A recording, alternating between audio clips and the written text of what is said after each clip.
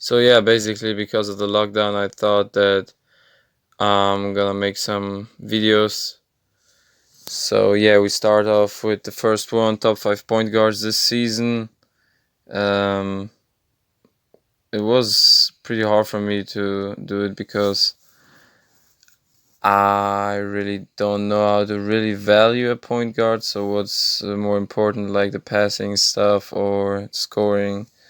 But yeah, that's my top five. And number five, I got Damian Lillard.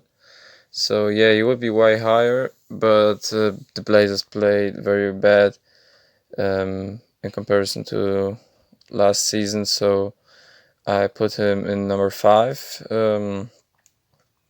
But still, I think if he would be in a different team, different franchise, or something like this, yes, he would be way more successful. So I'm not blaming him. And he also had, I think, some kind of injuries throughout the season. So yeah, it's not really his fault that he's only on spot five. But yeah, that's kind of like the whole season is. This whole season sucks, and yeah. But don't spread too much negativity here. We go to number four. Number four for me is rookie sensation, top rookie of the year, Ja Morant, and yeah, this boy is something special. I mean, I like his energy a lot, so that's the first thing. Like, I would hate to play against him. Obviously, I would hate to play against any NBA player because, or even I would like to do because I know that I would get destroyed, but it also kind of sucks to get destroyed. But I mean, when it's obvious, it doesn't hurt that much. So, yeah. And where was I? Yeah, Ja Morant, fantastic young player. I think with the young core from the Grizzlies, they really have a shot for the playoffs next season, even this season. But I mean, I don't count this season because nobody knows what would happen if the season would progress and if they would have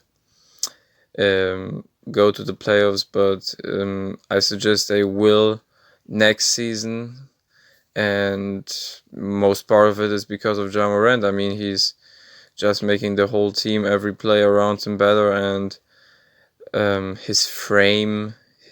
I mean, this is a full package of franchise player, future franchise player, and I'm really very convinced that he's gonna be great and one of these superstars in the NBA in a few years.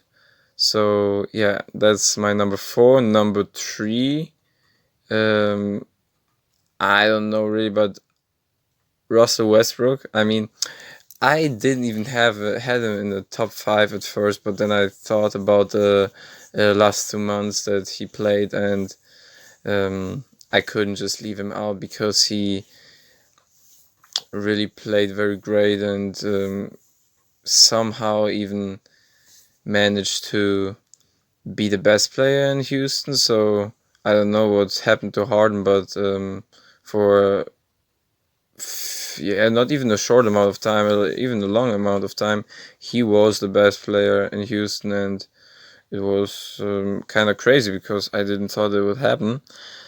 So yeah, credit's gonna be given where it belongs to be, and I think like the trade of Clint Capella helped him to get more space inside and have an easier way to the basket. But I mean, even though he used this opportunity very good and carried his team sometimes through whole games. So I would even say when he played like this the whole season, he would be in the MVP conversation for sure. But yeah, he's not.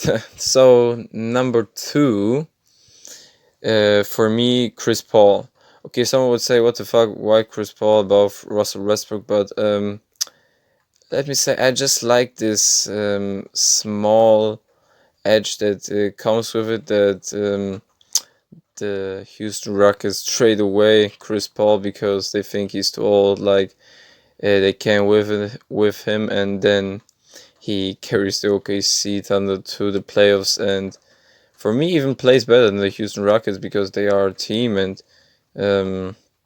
just play way better defense. So I think Chris Paul, just because of the story and the history he had with the Rockets a season before, that's why I put him above Russell Westbrook.